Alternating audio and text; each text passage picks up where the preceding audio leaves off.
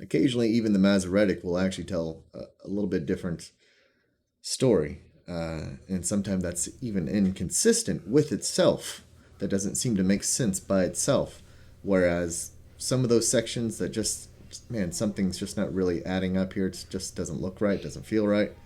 And then you go and look at the Septuagint, and for some reason, it just all clicks together, and the story is very congruent and it just works together. So, not to say that the Septuagint is perfect or better, even, because I have found definite faults within the Septuagint as well. So, I would say none of these are perfect, but we can use them to kind of glean some understanding on what is most likely the true part of the story, right? Sometimes you have to kind of back up and blur your eyes and look at everything as a whole to really gather what it could have been, right? And that's kind of the best thing that we could do. And then otherwise, just pray about it, pray for wisdom, pray for understanding. Welcome to Kingdom of Yah. I'm Josh, and today I'm going to be showing you how I make my documents and kind of the process behind the scenes sort of thing.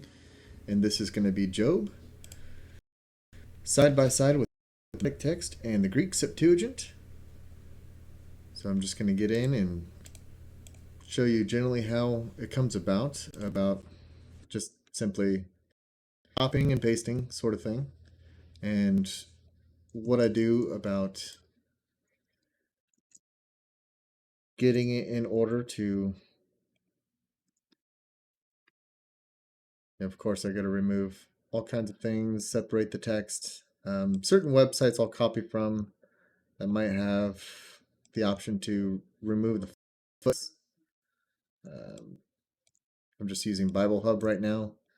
The reason being, at least for the Septuagint, is because it'll actually tell you if the Septuagint chapters things differently, if they number them differently.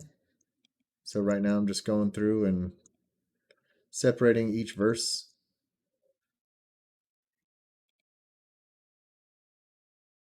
And you'll see like certain versions will actually put all caps for when it says Lord, meaning you, which is the one.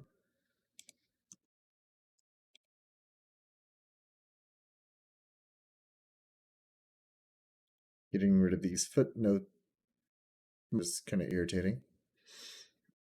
But the process to doing this does take quite a while right now. I don't know of a faster way. So if anyone does know a faster way of copying over, especially from the Septuagint, which you find a lot less work done and a lot less versions and stuff out there. And of course, I'll going through and not only making in bold, but changing all of the numbering here to, here, let me zoom in on this. There we go, that's a little better. So changing the numbering, when it says 500, I'll put 500. Shorten up the wording and make it a lot easier to read. And whenever I have certain or like a land of something, I'll underline that. So you'll see whenever I'm done with this, I'll actually copy over all of these first, and then I'll go through because I have an extension on here. This is called Find and Replace. It's actually a little paid.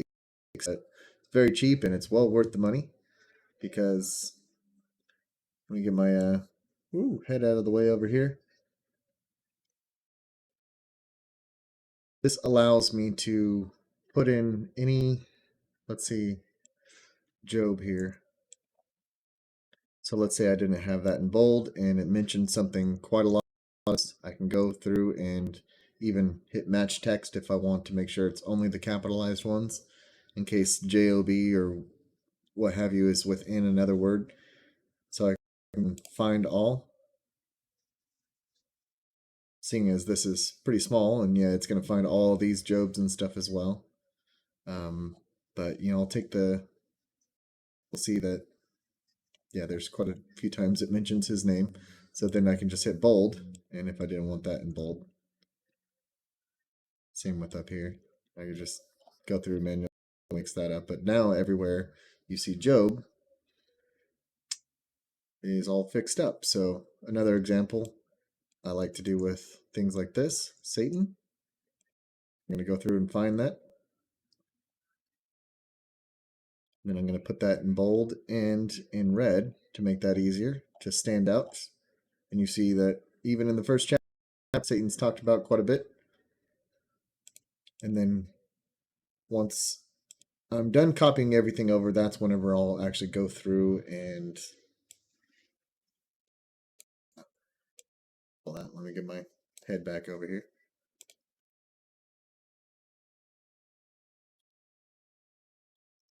Right now, show you how I form. So first of all, these are all part of the same verse, so I'm going to gather that together.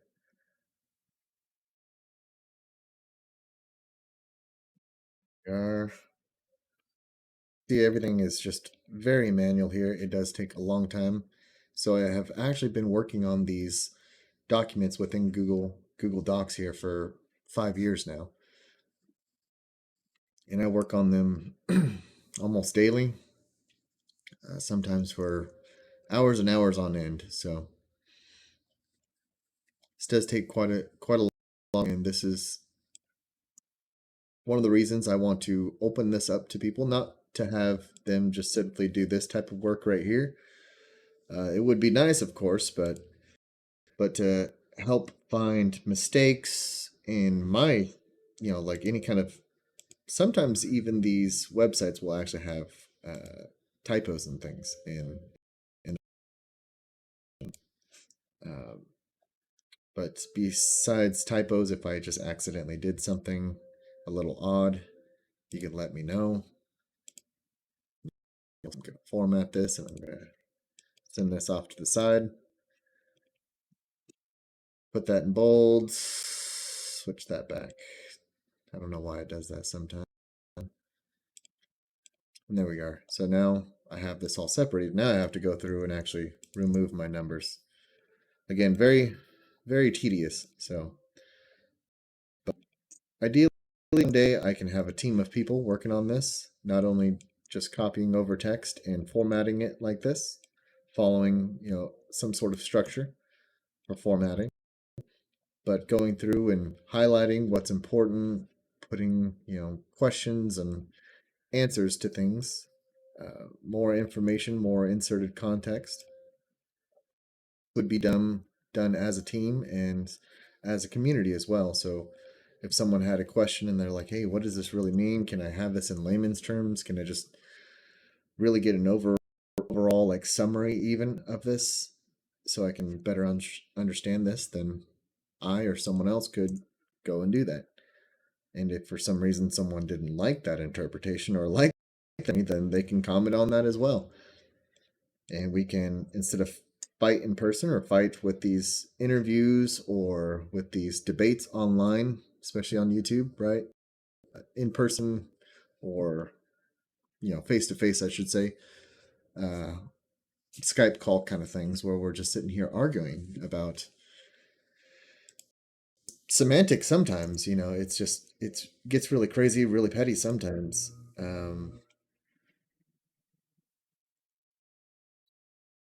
But I find that there's no need for that. So I find that there's a better way of doing things where we don't have to fight and we can actually just sort this out on paper, being face to face. That way, there's no hard feelings towards each other. Pay attention to what I'm doing here. So number. So hopefully people don't think that I'm trying to alter or change the text or add or take away from it, but I'm trying to amplify it. And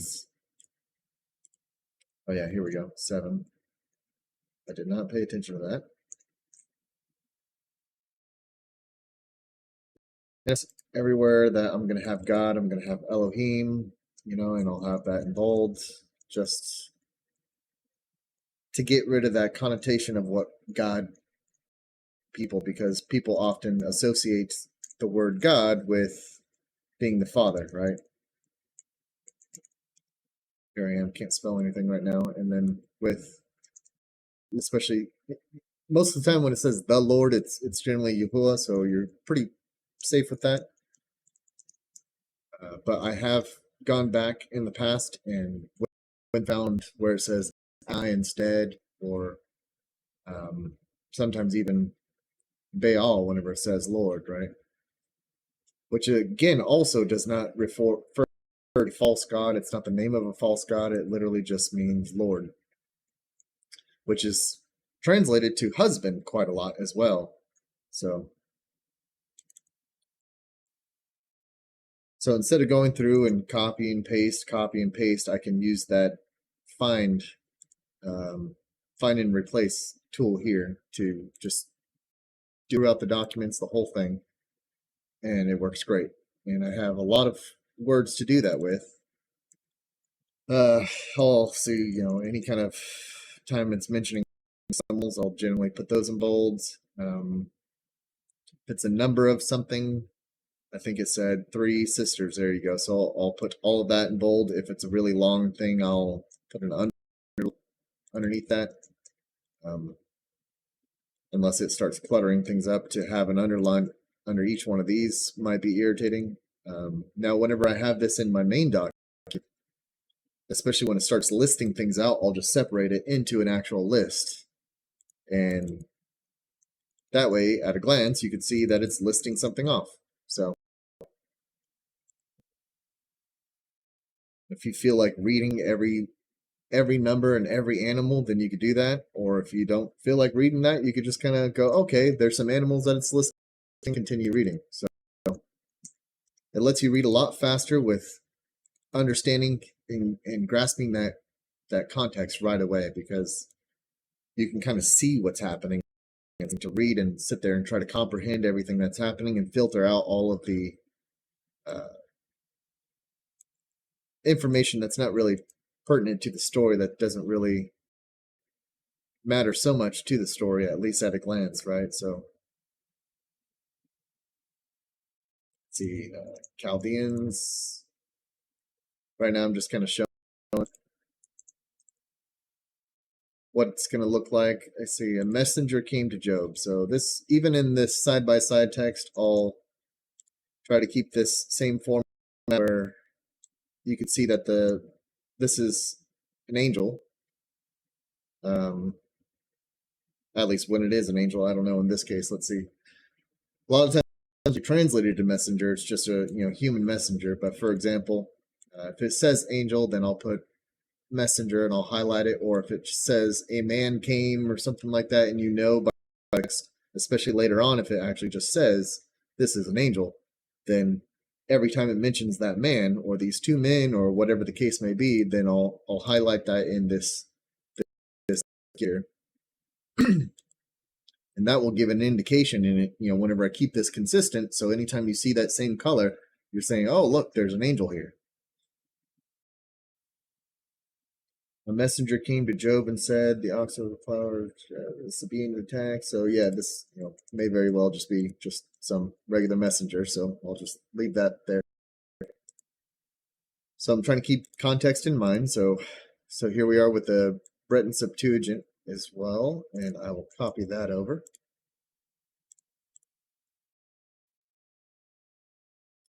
And I got to make sure to do it copy without formatting. So it took a while to really learn how to use Google Docs properly with all these little shortcuts on how to copy things over without copying over the formatting as well.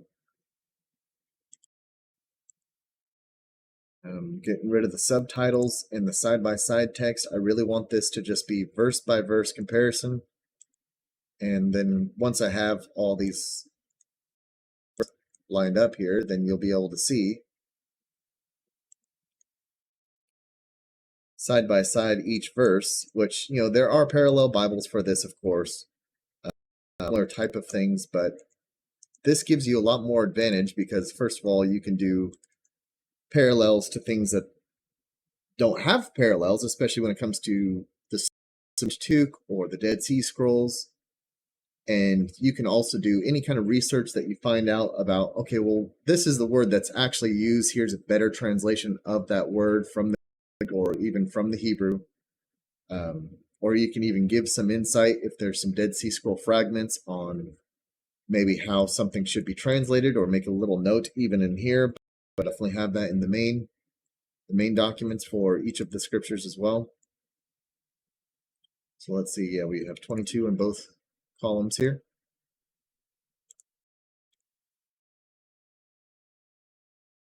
And yeah, I've got to do this every time here. It's not fun, but it is worth it. So hoping this will pay off, not just for myself, but for all of you out there as well. Whether you wanted to just use this as a reference or just for reading or actually be a part of it. Either way works for me. Not really interested in trying to advertise this so much, but just kind of share it by word of mouth. If it's valuable to you and you feel like sharing it, then all the better. But right now, this is just for my own edification and for my own function. So this has been a lot easier for me to read. And having this text right here specifically, these type of texts, they may even be sort of temporary. This is not where you're going to put all your notes about what this means or that means. But once we figure out the real true difference between these texts, not just the way that it's worded, actual story that's being told, the context in the text on how it really differs, and we can highlight on either side. And once we feel like we can start transferring this over to the main document, then I can make notes and comments and show, hey, this whole segment is not even in the Greek, or this is only in the Greek. However, and that way you can just read one document and you can have all this research, all this work done, and you can read all of that, understand all of this research by just reading one document. Just by reading the scripture, you can have all this wealth of information that has been done, hopefully not just by myself, but by you out there as well. So we can make a quick comparison here. We got 7 and 3, so we see 7 and 3, so that's always good. Like I said, after I go through and actually change all of these, because this will shorten things up quite a lot, then I'll go through and start doing this type of thing to make sure that 3 lines up with 3, 4 with 4, But again, once I start changing, is that 500? 500? And then I'll even change this to just donkey to make it easy for all the crowds here. A she donkey, that's even better. 500 here as well. Yoke of oxen. Is that 500? Okay, see, now I'm second guessing myself, but I'll always go back and check if I see some sort of anomaly of any kind. I'll go back and actually check.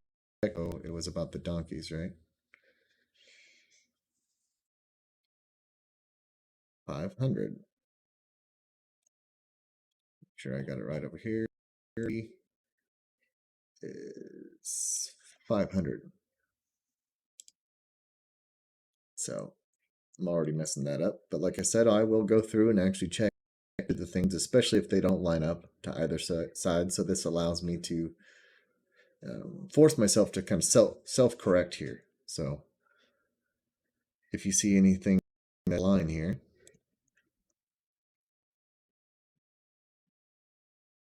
so this is unfortunately what the scribes did not have available to them. And if they did, we would be left with a lot less headaches than we have today. Not that there's a lot of scribal errors out there, but there's enough to make you question certain things sometimes. So, but I'd rather have everything out on the table, whether you think it's a mistake or not, whether this scribe messed up, or maybe you think both both of them are messed up or something must be missing or what have you.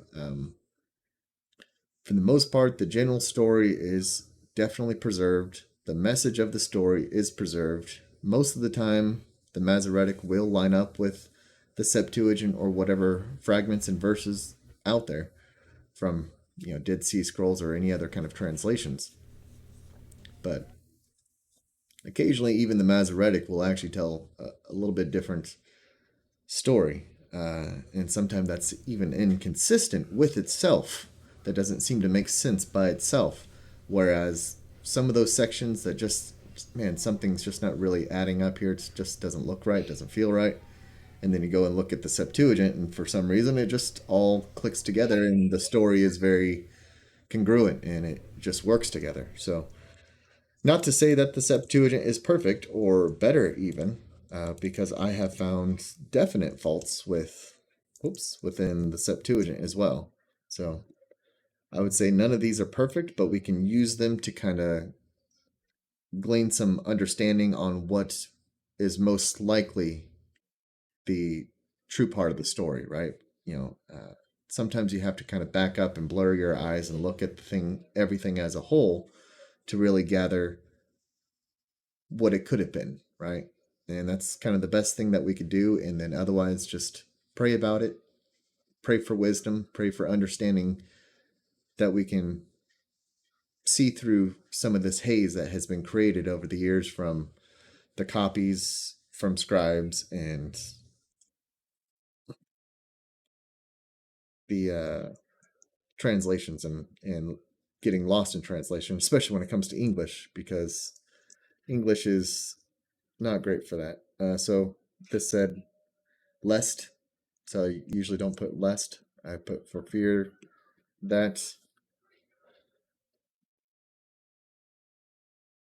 So I'm trying to remove a lot of the old language as well. So now we see angel of God, angels of God. So I'll put messengers of Elohim,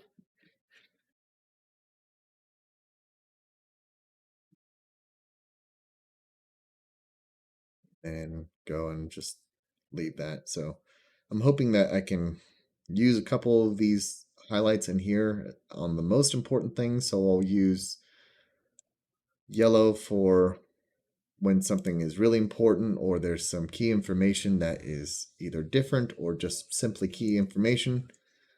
Um, I've even used these documents for reading and Bible studies. That way, when someone's reading from the Masoretic here, which is going to be most every person, I can say, "Hey, look, by the way, this is actually different in the Septuagint," and then just kind of keep reading. If they really want to dive into it more, then we can dive into it more. But this allows you to just kind of read side by side, but again, beyond what is seen in these parallel Bibles, either a physical Bible or online, because you can have all these notes on here. You can have all these highlights to point out, and just out of the corner of your eye, you can see that something is different. So then you can dive into it to see if it's very significant or not, right? And I mean, I'll usually only highlight something if it's quite a bit different. If I can't really justify it, if I can't really say, okay, this is just the same thing but worded different, but if it's really trying to say something different, or I can't really, see that it's just a reworded phrase of something, right? Then I'll go through and, yeah, this is interesting. It just says devil instead of Satan, and again, instead of copying, pasting, I can go through and just do that find and replace thing, but just for the sake of time here, I'm just gonna do this just so we can see at a glance. And sometimes by doing this type of thing, you can see that, let's see, in 8 here, it just says to him. So if I wanted to, I could just say, hey, this is different over here, right? Instead of to him, but the context is still the same, right? We see that him is Satan, is the devil, so it doesn't really matter. I'm not going to nitpick every little detail in here. hast thou, change it to have you. And I'll go through and actually start using the find and replace to just start changing all that language the best I can. Sometimes the grammar is still a little off when it's this Old English. These Breton Septuagint Old English is not that bad. It's not as bad as like the KJV version, which normally I do use over here, but right now today I am using the uh, NASB just because it's a lot easier to not have to deal with all that Old English. I originally started using the KJV because there's a lot of KJV only out there.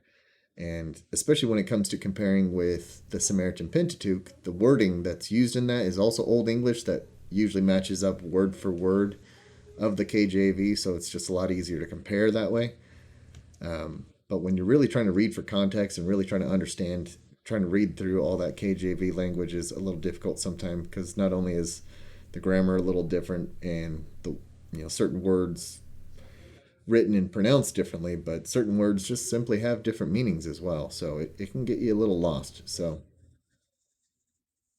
I would not recommend being KJV only. You got to kind of widen your gaze there a little bit and look beyond that and try to really look for what this text originally tried to say. These texts were not written in Old English originally, right? This is so far removed from that. And English, especially today, is a lot more weak of a language, is a lot more diluted than Greek and Hebrew. And even the Hebrew today isn't exactly what it was back then either, as well as the Greek as well. So there's certain Greek words and even letters that aren't even used today, right? Uh, but that are in Scripture. So trying to define these words, you can't even always trust the lexicons and concordance and what have you, because they can either be kind of biased or just try to give you some sort of definition. Sometimes they'll be honest enough to say, hey, we don't really know what this means, but uh, a lot of the times they really lean on Judaism for that definition, which doesn't always work, right? Or even modern Hebrew and stuff like that. And it just doesn't always work. Um, Sometimes we'll even get into looking at the Paleo Hebrew and the pictographs and really trying to break down what is this word, because the pictographs will actually help define what that word is and how it's used. So that's a pretty complicated study right there. So I usually don't put that kind of information so much in my documents right now because it's a little harder to. Oh, it does that sometimes. There'll be a little space right here.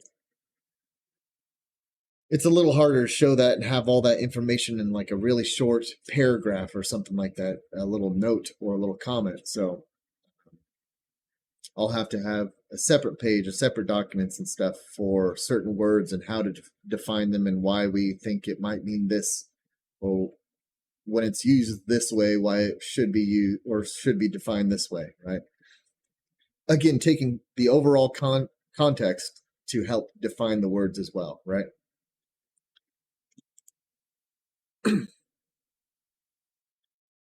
Try not to keep your gaze so narrow that you're looking at just that verse and hoping that that verse or even that paragraph will define that word for you, because you got to take all these books into account, especially even those that we have vetted to say, hey, this is the Father's word, right? I would say even, especially Enoch, Jubilees, and Testament of the 12 Patriarchs. If you haven't looked into that, that's all right. But I definitely recommend looking into some of these books. And if you do, I would start with Jubilees and take your time with Enoch. That's a hard pill to swallow, just as it is with any of the prophets. I would not recommend even reading Isaiah or Jeremiah or Ezekiel to start with, especially Isaiah. It's pretty much like reading Revelation. So there's quite a bit to it. There's a lot that's said in it that is not said directly, but you can gather from, again, the overall arching context of everything, and really understanding what the day of the Lord is key to understanding most all of Scripture here, right? Not only the the prophecy of the Messiah coming as a man, but more so the prophecy of the Messiah coming as a glorified man, a glorified being, right? One that's like angels, again, in his glorified form on his second coming. That's a big thing to understand to really get this context straight. So again, you'll go through and change these with the find and replace. But this is going to take a little while to copy over, but I just wanted to show you what it really looks like and what I'm doing about going through and actually comparing these things. So like we can see at a glance here, I have this whole little phrase highlighted, but yet there's not something over here. I have sons of God, right? And come to find out, that's the same thing, right? So this is where understanding that context from other text will really go to show that the sons of God, B'nai Elohim, right, is the messengers, is the angels, right? They don't have a proper title for their type of creature or what have you. So they're just called sons of God because they are directly created by the Father, or I would say even the Son as well. And they are messengers. Messengers is just their job title. And that's not even their job all the time because they take care of all kinds of things. There's certain ones for the weather and for doing all different type of things. The messengers also write down and record everything. So they're a lot more than just messengers, but whenever they approach us, generally it's in the position of being a messenger because they're giving some messenger to us or message to us. So we'll find that even the word angel, right? It's just the Greek, angelos or something like that, which is just, again, messenger, right? We just transliterate it in English for some reason, but it's really just messenger. And that word is also just applied for men too. So, which I think I saw earlier as well, right? Wherever it had said messenger here. There you go, messenger. So we can see there came messenger to Job. It just has it the same way here in the Septuagint. So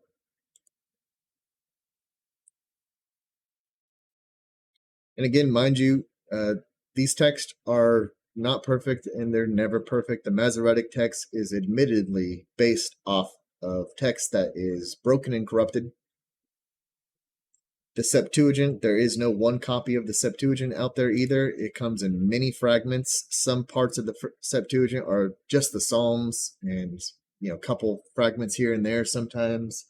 In certain collections of the Septuagint, there's often certain books missing. So we don't even have an original or anything close to an original copy of the Septuagint. So some say, well, it's better because it's older, but it's also just as fragmented, if not more. So there's definitely issues with it. Samaritan Pentateuch is the oldest, but it has its issues as well. I have seen a lot of good with that too. I know a lot of people speak negatively against that as well, but again, we have to kind of consider it all and really weigh out everything, and then instead of saying this is 100% correct, this is 100% the right one, and just making everything black and white, putting forward to people to say, hey, this is more weight on this side of the argument, this is more weight to this side, or this translation or this source text seems to have more weight. It seems to be right more often, so maybe lean on it. If you have to kind of flip a coin on which is right, maybe lean on that side a little bit more. But again, take both sides into account. And that's why I have on my main documents for each of these scripture, I will just say what is different about it. Not saying, hey, this is right, that's wrong. I'm not here to say what is right or wrong, but just to put forward the information of what is there for you to make up your own mind, or again, not make up your mind completely, but just lean towards one side. Stray away from saying, I believe this, I believe that, I believe this is right, I believe this is wrong, because that'll get you stuck as well. So if we come together and just say, hey, this seems to be more correct, this seems to have more weight to this side of the argument, whether this is an argument over source text or doctrine or what have you, or even context, interpretations, what have you. So just kind of take it all, chew up the meat, spit out the bones, sort of thing, and then be open to returning to that side of the argument again and really reanalyzing it. I'll go out of my way and actually watch teachings and YouTube channels and stuff with people I don't like, I don't agree with. I don't agree with everything that they say. I don't like their arrogance, their pride that they show and say, nope, if you don't believe this or if you don't think this way, you're wrong. And surprisingly, there's a lot of teachers out there like that. But unfortunately, they have a lot of good information too, and they have done good research. So, understand where their strengths are and where their faults are, where they get kind of carried away with finding all this information about one part, one subject, or something like that, and they think, oh, hey, I'm starting to get right about everything, and they get a little carried away. So, be wary. I'm not saying that there's these teachers out there just simply trying to deceive you, but they are being a little bit deceiving by just saying, hey, this is 100% correct. So that's what these documents are here for, is to just lay all your cards out on the table to be able to see all the different types of information that's available and kind of make up your own mind as you go, and love one another whenever they don't agree with you, or say, hey, that's great that that's your belief, but understand that it's your belief and it doesn't mean it's fact, right? So we got to kind of set our pride to the side and open up, but not in such a way that open up to everything and say, oh, everything's correct, right? You don't want to just, especially when it comes to a lot of these so-called, extra text. So you'll see on my homepage here, which I've kind of updated this a little bit, by the way. So here's all these versus text. I don't really know what to call it. I have version versus version. I don't really know what to call it. Some of these I've had to separate into separate documents because Google Docs will only function very well if it's a limited number of text. So these took so long to load or would sometimes just crash. So I had to separate them, and now they work just fine. They were really not wanting to load on like a phone. Isaiah is very long. I had to separate that into 4. So these are still very much in the works. Most of my work is done on the first 5 books here, but you'll see that not all the formatting is uniform yet. But anyhow, again, with these extra text, which I have down here, which I have under testing, certain ones I've said, yeah, this is passed, right? It seems to pass the, base doctrinal issues and stuff like that. It seems to be congruent with all of the other text. Doesn't mean it's 100% right. Doesn't mean it's, inspired by God or what have you. It doesn't really mean that. It just means that it can work. So you make up your own mind whether you even want to read it or consider it. And I think you should even do the same when it even comes to the, American 66 canon. So you'll see certain ones like even Esther I have highlighted in a different way here because at least in the Masoretic text, it seems like this is not such a great text. So I'm not too sure about the story. There's a lot of people who did not accept it in the first century, up until for a few hundred years, let's say, right? So people were pretty divided on this text specifically, and it seems interesting and kind of odd that Judaism holds that text so high and holds up Esther so high, which I don't know. So, you got to kind of question everything, even your own canon here. Question everything and question their source text. Question everything, but again, without losing hope or faith, without accepting everything, and also without just throwing it all out as well, right? It can be kind of tricky, but this is why we need to stay in prayer and keep our faith, keep going. So you'll see the ones in green here. These are the ones that I've accepted and kind of like, hey, if this was included in the canon, where would it go? So I've just kind of slapped those in there. Added text, I've put all the writings of Solomon together because they're not super long, even these extra ones here. If they've been found in the Dead Sea Scrolls, chances are I've kind of put them in here, not necessarily automatically, but those are the first ones that I've gone through and kind of read and tested to see if there's anything that stands out that's trying to teach something different. Um, but yeah, with these texts down here, I would be, kind of wary with them. Take your time with them. It's fine to read, but don't teach yourself from them to start with, right? Especially say like the Book of Jasher. I have found definitely issues with that. The only details in here that I found that is backed up anywhere is only in rabbinic texts. So it seems like a composition of rabbinic texts. And you'll see like my little note here is it's not the book that's mentioned in Joshua and 2nd Samuel. That would be Jubilees, so far that I can tell.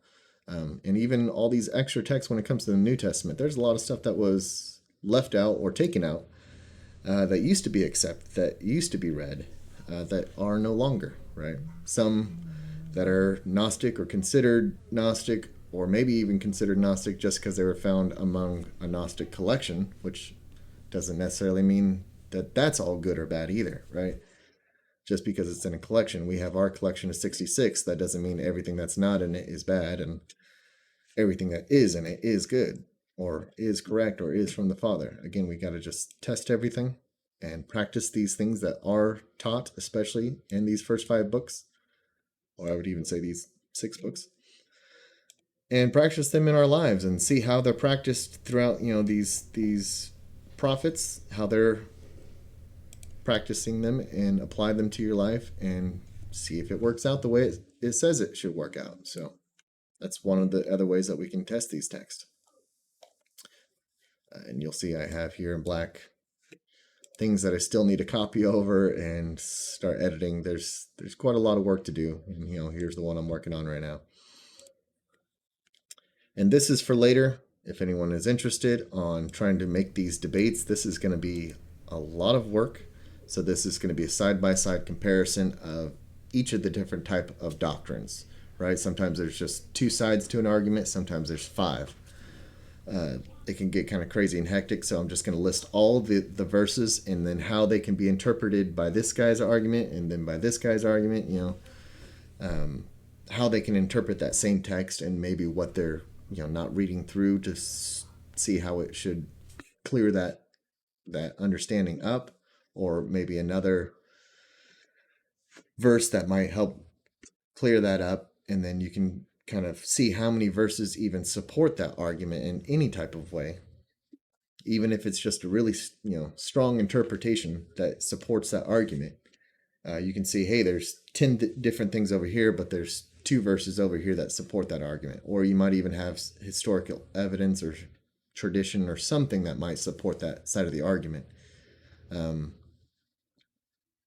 So that's a way to keep our arguments on paper and not actually argue with each other, not bring hatred and disdain towards each other. So that's just an idea I'm trying to work out right now. I haven't really got to test that in practice yet.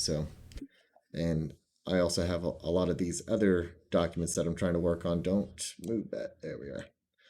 That I'm trying to work on. That'll be like a little cheat sheet. That's why I have it called that. I don't know what else to call it. Where you can have, like, say this, for example, if you want to compare, especially people that are claiming, hey, there's only 2 laws and they're from Christ now, which are really just Deuteronomy and Leviticus, and then you can break down the 10 commandments, which I also have 10 sayings, because that's, better translation, the 10 words. And then where in the first 5 books those are actually explained on how to do. And then, interestingly enough, I have the Shapira scroll, which is the oldest Dead Sea Scroll, not oldest, but the first found that they didn't know was found from the Dead Sea Scrolls at first. And this actually lists out the 10 commandments, but in a different way. And each one ends with, I am God, your God, right? So it's kind of interesting. So a little bit different wording. The different highlighting here is things that don't line up or aren't in the same order. So kind of interesting. Seems to be a little bit more rich version of Deuteronomy. So I have that whole text over here as well. Geez, I don't know where. Testing Shapiro scroll. There we are. So hopefully this can get more organized and more tested throughout time. And you'll see that I even have non-Christian text over here as well, right? So you have your Rabbinic Judaism over here. And then, I have these just because I have found major issues with them. So just as like a, hey, warning, there's some stuff in here that's probably not great. And these are so large that it's just going to take ages to go through all of this. So this I just have for the fun of it. If you want to follow some recipes from Judaism for whatever reason, then go for it. This is for like challah bread and some other stuff. I don't know. The Quran, there's definitely some more interesting things on the Quran.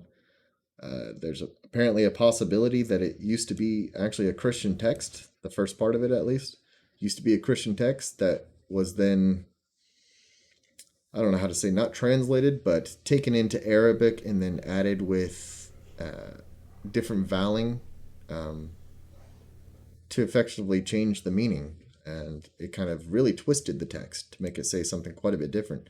So you can actually kind of reverse engineer this and use the vowing from Aramaic to basically translate it backwards back into Aramaic and see what this was actually saying. And it turns out it's actually a very Christian text, early, first, second, third century kind of text that was then perverted somehow and then created Islam effectively after that. How that happened exactly, or if it did, don't really know, but I have what is accepted as the Quran today, so we can sit there and show how it does differ with our text. Same with the Book of Mormon. Where does the doctrine actually change? What can even be supported? Be as non-biased with these things as possible. If there's anybody that is Mormon or ex-Mormon out there, or Islamic or what have you, and you can put in all of your kind of insight into it as well, any sort of historical evidence or research, or even things that contradict, with history, using history to contradict certain passages, or even in a whole book or what have you, certain claims that are made inside of these books, and compare and contrast them with the text here. So if you are witnessing to someone who is Jewish or Islamic or Mormon or what have you, I can have more later on here, but that's just what I have so far. Also, historians, I want to have more than just Josephus, but his writings are already long enough, so that takes quite a while to go through. There's some interesting information from him, not to say that it's all 100% or correct or what have you, but there is definitely good information from him as well. There's some contrasting information as well, so take it for what you will. The Targums, I would like to have all these Targums, which are just translation. The Jonathan Targum, I've already noticed I don't like already, because it's just rabbinic commentary put into the text, kind of like what I'm doing, but it really puts it into the text without making any separation between what is inserted and what's not. So it just kind of reads all together like it is the original text. So it has its interpretations put into the text, and it seems pretty biased. So that's just what I've kind of glanced over so far. But again, this is what these documents are for, so we can all put our heads together and really see what kind of information we can get. So also, if you're looking at this site, I have a list of resource websites, which you can definitely add to. So if you have any sort of interesting sites that you like, this is one of the best ones I like. It's pretty simple. This one allows you to see the texts in a color-coded way, to actually see the Paleo-Hebrew, the Masoretic Hebrew, the transliterated Hebrew, the translated Hebrew, the Greek, transliterated Greek, and then this is the apostolic polyglot of the Greek Septuagint.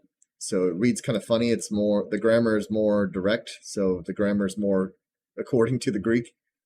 The grammar is not really translated over, so it kind of reads a little differently. But you can, again, use this alongside the Breton Septuagint and whatever versions of the Septuagint to really see what the Greek's trying to say, or better yet, if there's anyone out there that can actually read Greek, or more so ancient Greek, then that would be a great help. Um, but yeah, this is a good text to reference. These are all PDFs that load, so it downloads every time. This is also a great resource. This has all the different texts that are found so far and translated over from the Dead Sea Scrolls, and it'll actually highlight what is different, kind of like what I'm doing here as well.